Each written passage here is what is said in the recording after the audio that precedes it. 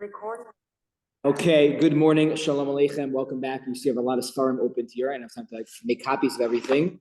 But we are up to Parshas Pekudei. We're supposed to learn Parshas Pekudei, concluding all of Sefer Shemos, which the Ramban calls the Sefer of Geula, the book of redemption. It concludes with Hashem resting within our midst. And he writes that that is the ultimate Geula. The ultimate Geula, it is not enough to leave suffering, to leave Egypt. It is not enough only to receive the Torah, the Ramban says, or to enter the land of Israel. It is all of that plus having Hashem in our midst. And that's because that's the way that the Sefer ends. The book begins, the Parsha begins, Ele Pekudei Mishkan, Mishkan HaEidus. These are the accountings of the Mishkan. We are smack in the middle of tax season right now. So for all the Jewish accountants, they probably appreciate this Parsha if they have time to learn the Parsha. They should find time to learn the Parsha. Mishkan HaEidus, these are the accountings of all the Mishkan. All the donations came in and they did an accounting for them. Mishkan HaEidus, the word Mishkan is used twice here. The Mishkan of testimony, of witness. Asher Pukad al Pi Moshe, which was counted through Moshe. Avodas HaLeviim, Diad Itamar ben Aaron HaKohen. And Itamar was in charge of the Leviim and overseeing the accounting in the Mishkan. Says Rashi, we're going to learn several different points on this pasuk. Says Rashi, Eila Pekudei, Parsha Zu Nimnu Kol Mishkalei Nidvas HaMishkan. In this parsha, we learn about all the donations that were given to the Mishkan. Lekesef, Ulazahav, Ulanachoshes. The gold, the silver, the copper. The Nimnu Kol Kelav, L'chol Avodaso, and we'll learn about all of the utensils, the kelim that are used in the Mishkan for all of their work. Says Rabbi Rabinovich, a very simple idea, a very powerful idea. Kol masha nastu v'nidvu Yisrael Mishkan. Everything that the Jewish people donated to the Mishkan was counted and written down forever. Lo haya afilu prat echad katan shelo nimna. Even a small donation, everything was counted. Laharos bazet, to teach us shalom mizalzel haborei b'shum prat katan, that Hashem does not ignore or overlook even something small. Lachein.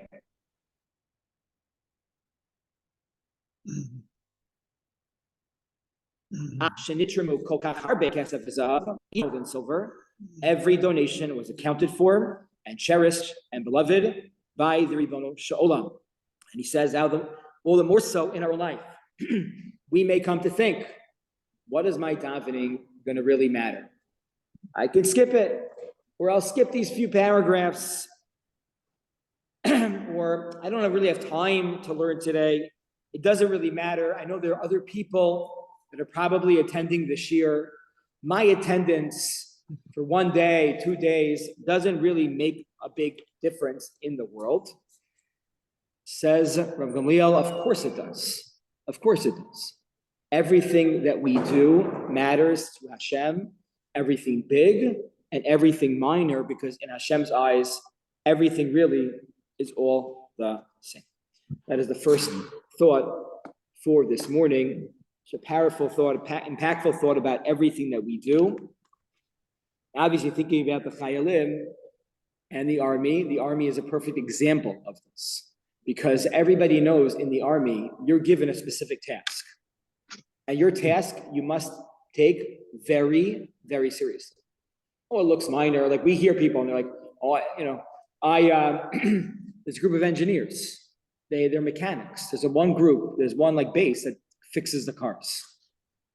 What's the big deal? Fixing the cars in the middle of a mobilization of a war, you are super important, beyond important, to make sure that everything can be fixed in a moment's notice. You're a medic. Okay, so you don't know combat? Medics are flown in the middle of a war zone to save people's lives. So we're not in a war zone. But each one of us takes responsibility for our own actions, and they also have repercussions in Shemayim, and Hashem looks at all the things that we do, cherishes them, and loves them. Eila Pikude HaMishkan, Mishkan HaEdus. These are the accountings of the Mishkan of Edus. How would you testify?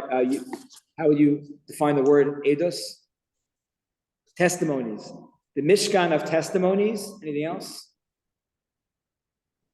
What is the Mishkan testifying about? Go to court. What is the Mishkan testifying about? What? Hashem's love for us. Okay, beautiful. Any what? We have a place to go.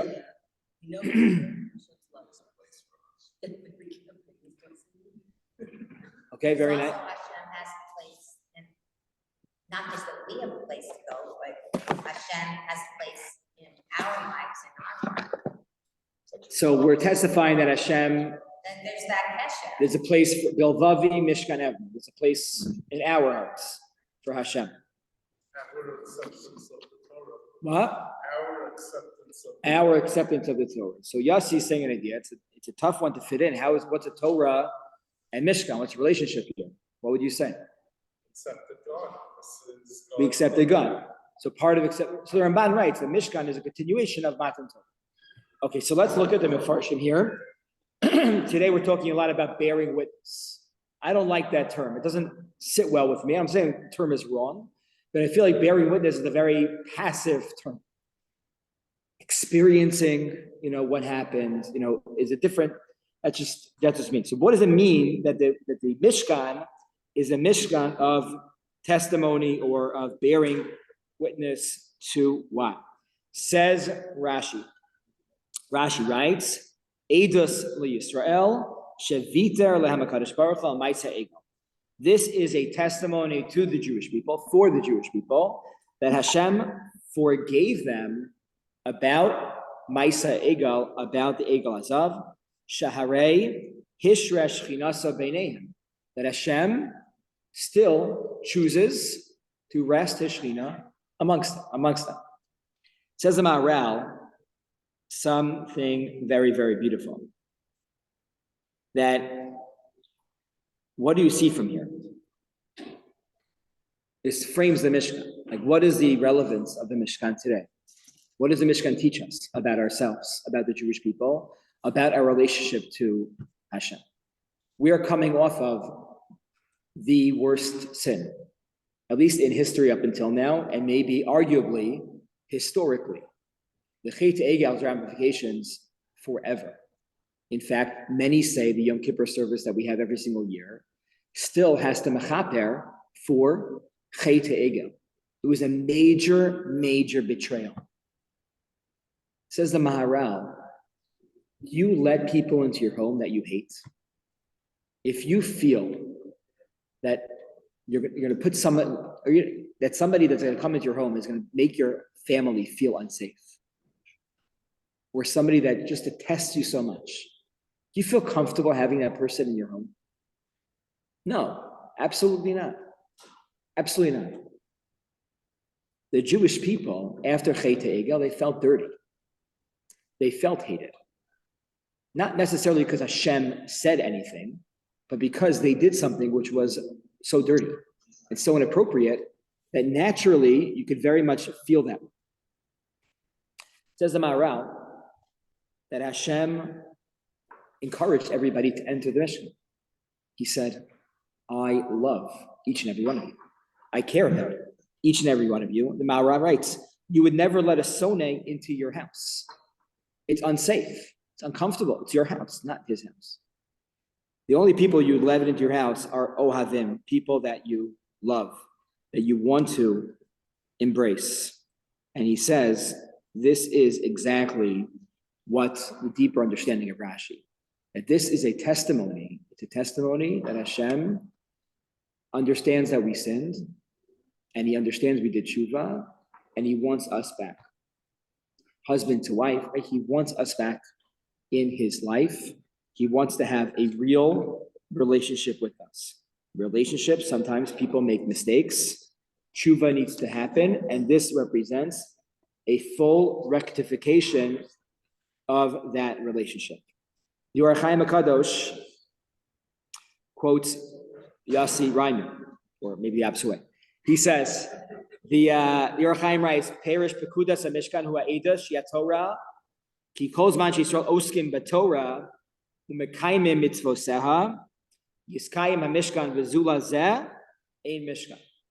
The Mishkan is an Eidos only when it's conditional, when the Jewish people are doing good, are some very different than Rashi, to testimony that when the Jewish people are learning Torah, serving Hashem, are behaving nicely to each other, then Hashem's rests in their midst, right? Symbolic of the Kruvim, almost, right? That's not only Bein Adam Chaver, but also Bein Adam Makom.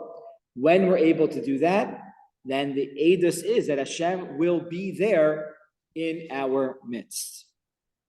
So we have Rashi, the Or HaChaim. Last idea. Rabbi, Yeah. so with the angle and everything, the Nate Yisrael was still going in. There is a struggle. Mm-hmm. Markowitz seemed to be a sin that they committed that really put them over the top. That now, because they're not, they had to be in the desert for 40 years. Why? Like you say, to me, it sounds like the angle is even worse than with the Mirage. It seemed to be a much bigger sin. Why was it the Mirage that put him over the top? Why not this? This was the sin. So the Meraglim was a straw that broke the camel's back. That Hashem said you have to stay here for 40 years. You guys don't deserve Eretz Yisrael. The next generation is going to inherit Eretz Yisrael. I think one answer is that it's cumulative. It's not one thing. I think Moshe Rabbeinu, I think in Parashat Baloscha, writes like, you tested me 10 times already. It's enough.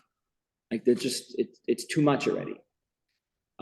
A different answer is that how many times are you allowed to make mistakes as a nation, right? As a generation. So you could say there are different sins. One is that they despised Eretz Yisrael. They wanted to run away from it. They didn't want it. And the other one is they replaced their leader with a golden calf. So you could say that one's avodah zarah, one is like not trusting in Hashem. But at its core, it's also just about belief, betrayal, trust in the Ribono Shel Olam. And fool me once, the line. Fool me once, it's on me. Fool me twice. Fool me once on you. Fool me twice on me. Right? Like how many? Shame on me. So how many times until the Jewish people get something that's more long lasting? So it could be already at the Meraglim. It's like you should have known. Right? Come on. We went to therapy. You admitted that you have a mistake and you did it, right? And you went through tshuva process. I gave you the secrets. You give me this rachamim. We went through this, and now you continue to do things that are acts of betrayal. So at a certain point, okay, the next generation is going to go in. It's almost like it's not punishment, but it's like a reality that's going to happen at a certain point. What do you think? Yeah, could be, right? Okay, so the Dasa Kane Valley Tosfos shares a third answer to why the Mishkan is called Eidos. And this, I would say, is the most difficult and challenging to understand. He says, Davar Acher, Shai Eidos LaMoshe, whose testimony not about Hashem's forever wanting to be embraced with him, and it's not about us keeping the mitzvos. 2 pepper herring and 1 cinnamon. And it is about Moshe Rabbeinu. Eidos LaMoshe ki b'shasha chashduhu shaganav shkalim mimelechas hamishkan. Amar lahem Moshe brosani shei hamishkan eidos. See, the Jewish people did an accounting here. And after the accounting, they came back and they said, we're short 1,775 shekalim. We don't know where they went. and all's eyes turned to Moshe. And they suspected him of taking the money for himself. I don't know where they thought he put it, like underneath his sleeping bag in the ohel. I don't know, like where, but you see how leaders in general do get blamed for a lot of things. And Moshe, sometimes they're right and sometimes they're wrong. Moshe Rabbeinu here, and this is part of taking leadership, Moshe Rabbeinu here is blamed and suspected of stealing from the Mishkan. Moshe ultimately finds out that they missed an accounting. They forgot to count the Vavim Ha'amudim or La'amudim, the hooks that connected the walls, the ceiling, the coverings to the walls of the Mishkan. There were 1,775 hooks, or they were worth that in shkalim, and that's where everything was left out. So Hashem says, this is a Mishkan Ha'edos to show that we trust Moshe Rabbeinu. Eidos for Moshe. Now, anyone have any problem with that? Or how do we understand that on a deeper level? Mishkan Ha'edos, it's an Eidos that we trust Moshe Rabbeinu. Well, that's important again, because right before Kriyat Yam Suf, it says Vayaminu Hashem Moshe Abdo, and then they messed up. And so now it's maybe showing that they are siding with Moshe and believing in him again. 100%. So the Rav Druk elaborates on this, and he writes that really the entire Torah hinges upon this, a trust and a reliance in Moshe Rabbeinu. One of the Yud Gimel Yikari Emunah that we have is that the Torah of Moshe Rabbeinu, Lo Tehei Machlefes, will never change. That is the Torah that was given to us from Har Sinai. So this is something that is so important to have a trust in Moshe Rabbeinu. Yeah. Didn't Moshe just go to bat for them? He just went to bat for them. Because Hashem wanted to destroy everybody. Yeah. And it wasn't for Moshe that we will all be dead. Right? Correct. How in the right mind, if someone goes to bat for you, someone's there for you, does everything for you, and he's always there for them. But especially now, did they feel that way? Did they actually voice distrust? It's very hard to understand how somebody can act, because They still have their So- slave mentality. I understand, but when someone saves your life, you feel that you owe that Indebted, person right. something. You feel indebted to them. And then, but to kind of voice the guy stealing from us, it just doesn't seem that how anybody can do that. They didn't know that Hashem. Why is that? Did they I don't know. And Moshe taught them Yigimel Midas Arachamim. Was that enough? Nonetheless, I think that we have a Rabbi, I think 1 second with two different groups of people, I think we have like this hot, cold, on off relationship in life. One is with leaders in general. We could love them and hate them. Some people just, it's automatic. Everything that leaders say is always right, which is not a good thing. And also with our parents, think of teenagers with parents. Like it could be amazing, right? And then it's like a second later, it's like, I can't believe those words came out of your mouth. That's part of teenage development. It's with adult children too. Okay, right. So if you look at it from that perspective, that Moshe Rabbeinu, and Moshe looked at himself this way, again, going to Parshas Baloscha, as like a suckling mother for the infant children. That's why he looked at his relationship with them. Not he didn't consider them babies, but he considered himself like a mother and a father. To Am Yisrael, then we can understand that at times they're going to love him, and other times like say things where we're like, what? How can that come out of your mouth? So I think from that perspective, maybe we can understand why they would suspect him again, later on, they suspect him of, not being faithful to Tzipora. That's horrific, right? But that's what again, we're also looking at this in a bird's eye view many, many years later. Yes, is that Sam? Tell you from personal experience, as being the Gabbai at the Minyan, and actually when I was taking the Torah around to various houses, as a Shiva house, which you talk about Zohar Zayin Adar, that there are times when people would say, "Oh, you did a good job," and hand you something. And I will tell you something, and I once almost sort of when I forgot to take the money that are in those tzedakah boxes, and people say, they call Chevy or somebody and say, "What's going on?"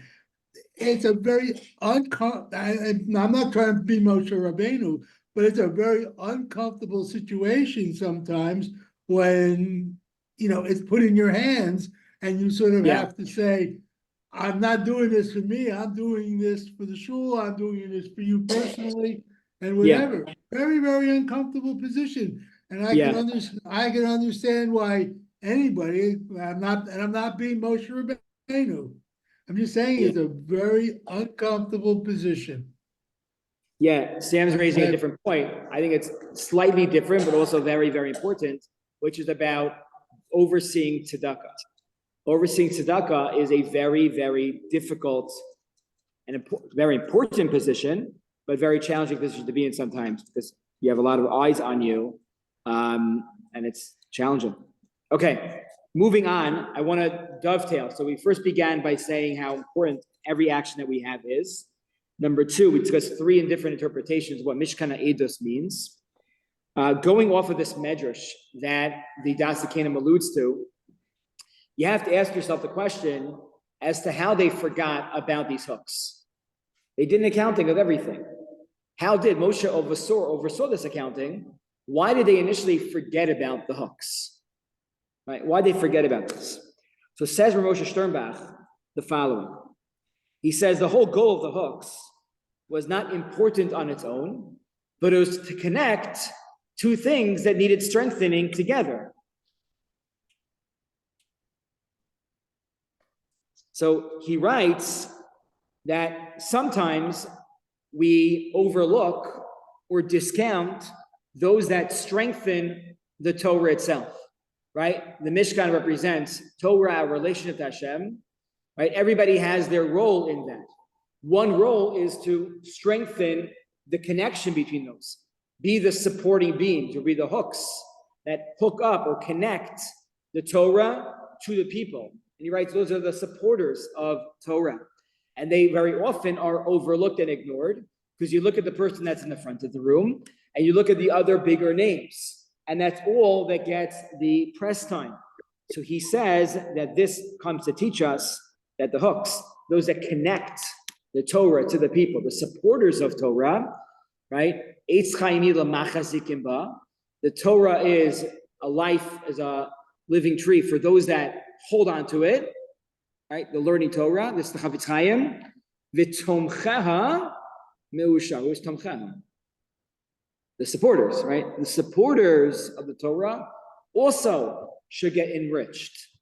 Should get, enriched doesn't mean here, it means in Olam Haba as a result of this. So maybe that is the message over here. Rav J.J. Schachter, one of my Rabbeim, has a beautiful, beautiful interpretation about what was going on here. And it really gets into what the goal of the Mishkan really was. And he says here, what is a vav? A vav in Hebrew is a hook, right? The hooks were missing. But what else is a vav? If you go to a store in Israel and you buy a curtain for the bathroom, right? What do you have to buy? You got to get a squeegee too. But you have to buy vavim. You have to buy hooks that connect it to the pole around the shower. A vav, even in modern Hebrew, is a hook. So a vav is also a letter. What does that the vav mean? Very good. It's a connector, right? Vav in Hebrew is vav ha-chibur. It connects things together. So he says here, what was left out was maybe the most vital part or the message of really what the Mishkan represented. The Mishkan itself was a connector. It was a connector between us and Hashem. It was a place, it was a meeting place between all the Shvatim. It was located in the middle of the encampment for all of Klal Yisrael to go visit. Yerushalayim today, where is it? You say it's in the center of Israel. I don't know if it's exactly in the center of Israel precisely, but that's the way that everybody refers to it as. Because really, not only the Mishkan, but all of us, our role is to be a connector in so many different ways. What's amazing is what day were we created on? Vav. Yom Vav. Yom Ha-Shishi. The 6th day. Yom Vav. When Cain killed Hevel, Hashem said to him, where's your brother? What did he say? Hashomer Achi Anochi. Am I my brother's keeper? Hashem then sent him wandering around the world. Vayasem Lakayin Os, and he placed an os, a sign on his forehead. What was that os that he put on his forehead? You know this already? Very good. He put a vav on his forehead. Cain, you failed your mission as a person. Right? Hashomer Achi Anochi. Yes, in fact, you are your brother's keeper. You are responsible because your role is to be a mechaber, a chibur, personally to other people, to connect to others, and to make connections between us, other people, and the Ribono Shel Olam. It is really the message of the Mishkan itself. It's really what it is getting at. Okay, one last idea for this morning. Say this one. I saw this morning. This is from a sefer called Shivim Panim L'Torah, written by Simcha Raz. Simcha Raz is mainly, I think, a biographer. He wrote a very important biography about Rav Kook in Hebrew, which was translated into English. And we have his Sfarim on Chumash downstairs. He has a collection of vorts, Divrei Torah, short thoughts on the Torah. At the end of the Parsha, we learn about the erection of the Mishkan, building the Mishkan itself, and the bracha that Moshe gave to the Jewish people as a result. And the Torah just says, Vayivarech Osam Moshe. Moshe blessed the Jewish people. Rashi writes, what was the bracha? What bracha? What's the drasha the rabbi gives when you build the Mishkan? That's like a big deal, right? So he gives a bracha to the Jewish people. And he says, Yehi Ratzon, Shetishre Shechina b'Maaseh Yadeicha. It should be your will that the Shechina should be in your actions, b'Maaseh Yadeicha. Minom Hashem Elokeinu Aleinu. And Hashem should be pleasant amongst you. So what's the deeper meaning of this? So he writes, Yehi Ratzon, that Hashem should be b'Maaseh Yadeicha.